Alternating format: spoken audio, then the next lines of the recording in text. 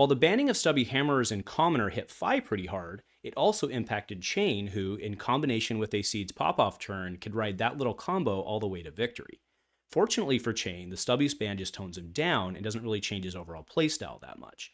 That said, we haven't really revisited him here since the release of Dusk Till Dawn, where he did pick up a few cool new toys.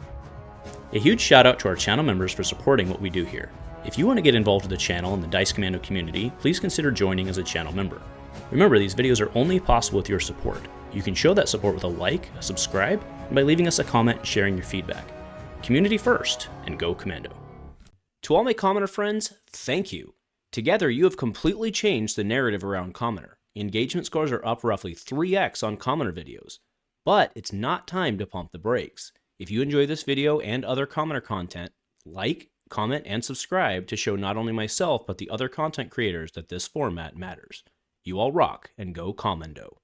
Hey there, my flesh and blood commoner friends. Welcome back to the channel, and go again. A fabulous cast. Thanks for tuning in for yet another commoner decklist video. Today, talking Chane after the Stubbies ban, looking at him and reworking him. Right now, as I mentioned, this doesn't really change his overall playstyle that much. He's still running Seeds. I'm still running the Shrill package, which I think is really strong with him. It's not really cracking any eggs on that one. But there's a couple new toys as well that I want to talk about. Now, why did Stubbies not, I shouldn't say impact him. Stubbies absolutely impacted him because it takes away quite a bit of the, area under the curve right on his big turn, right? Just to be clear, right, we're talking like Bounding Demagon and Riftbind, which are kind of his big tools, or at least his easier access tools with Seeds of Agony. Those are all 3 or less, but they don't come in for 3 or less because, Riftbind comes in with +X, generally 1 or 2.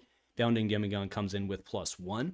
So Bounding Demagon, like a red Bounding Demagon on a Stubby's turn, actually comes in for 5, which is pretty gross, right? And you can usually go 2 or 3 wide on that turn, combining it with snappies and all the other stuff. Okay, so again, not an insignificant loss to him. But as I mentioned, I don't think it changes his overall playstyle that much. It just really tones him down. Now, he also picked up 2 really cool, interesting tools in Dusk Till Dawn. The first of which is Tear Through the Portal. So choose a red, so we're going to be playing the red. The series actually does the series, but choose a red action card in your banish zone. It gets go again until end of turn. Very, very, very cool. Again, it's a non-attack, and it's like, think about it with Bounding Demagon or your Riftbind, right? You do it, and then it can come out and gets the bonus, and now it has go again, and you can go wide. Okay, pretty cool card there. Again, I'm just running the red, but you do have access to it. There's really no reason you couldn't, in theory, run the yellow or the blue. If you wanted to, you probably want to run the blue. Then the next card is Beseech the Demagon. So this is an interesting card because from a certain point of view, it's worse than Minnowism. From a certain point of view, it's worse than Nimbleism, but it's kind of like on par, right? So I'm just having fun in our today's deck. We're going to be running the red and the blue. Functionally, there's really no reason you couldn't run Minnowism or you couldn't run Nimbleism. Because again, this is in your banish zone, and your ones that don't qualify for Minnowism and Nimbleism are Shrills, and they can't play from your banish zone anyway. So functionally, this is the same as running a blue Nimbleism, right? You get me, but I'm just having fun and throwing it in there. Because why the heck not? All right, so let's go ahead and pull up the listy list, shall we? Which is kind of like a list. All right, so what I have here on top, so we have Aether Ironweave. This card is absolutely phenomenal. I'm playing Goliath Gauntlet. That is the backfill for Stubbies. And it actually works pretty well because it qualifies on Shrill. And, right, Shrill, go again with that. That's a big hit, and then they have to worry about Rosette on the back. For the hat, I am going Shroud of Darkness. I am playing around with that right now. If you want to just run Iron Rod or something, right, there's Ebb and Fold. There's all sorts of trick. Ebb and Fold doesn't block, but it does things for you and lets you banish and draw a card, which could absolutely come in useful if you want. I'm playing around Shroud of Darkness, then Snapdragon Scalers for obvious go wideness. Right, going down in the deck, I have red Beseech the Demagon. Again, choose an attack action in your banish zone, gets +3. Just to be clear, right, and combined with like a red Bounding, that means red Bounding would come in for 7. Okay, for 7. You also see down here Tear Through the Portal, specifically with red bounding. Red bounding would come out for 4 in this case and have go again.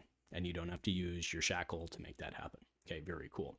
We're playing Ghostly Visit because it's good, right? It's a 1/4 that can just straight play from your banish zone. Absolutely useful. You don't even always need to use tricks for it. It's a good one to just have out there. If you get it in your zone, you can just play it with no sweat. Very reliable card. You don't need to do anything to get it.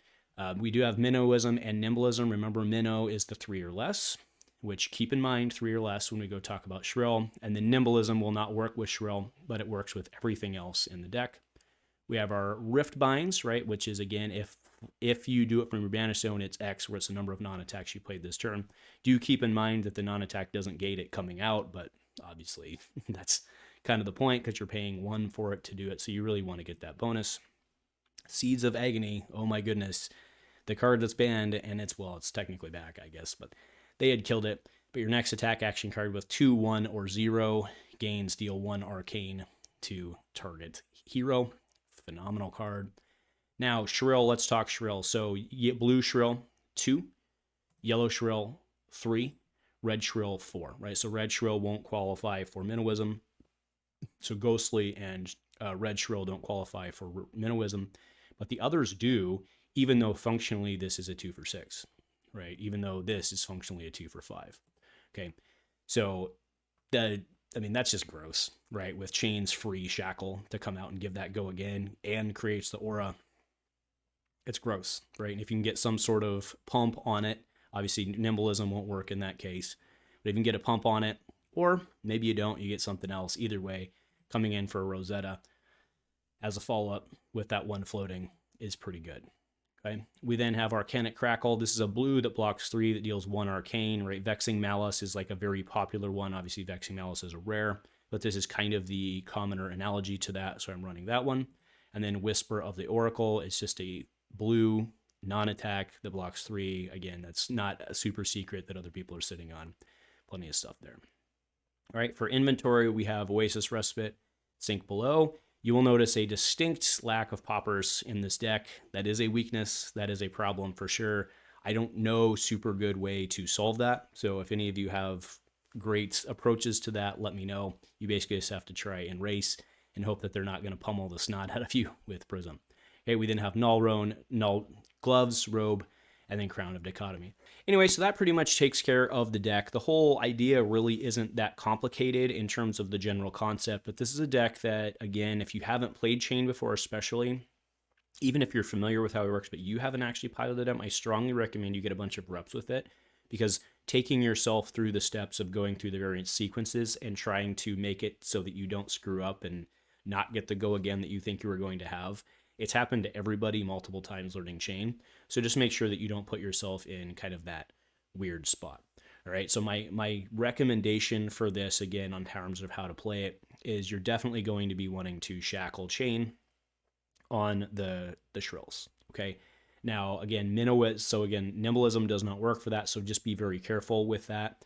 The others, what you're trying to do is with the others, you're trying to set up like a go again, right? So if you have, the dream play, it's not even really a dream play. Like the easy play here would be like shackle Chane. You have a blue to pitch, shackle Chane, Shrill, tear through the portal, pop out one of your, and hopefully bounding in this case, but you do have Aether Iron Weave on board so that you can try and Rosette at the end, right? So that would be really your wide Chane. You do have snappies if you need it, so fair enough, but you only get that once. So again, trying to piggyback with the tear into the portal to not only get go again, but turn on Rosetta. I like it. So anyway, that's the deck. Let me know what you think. Any suggestions you might have below. Nothing else, folks. Go Commando.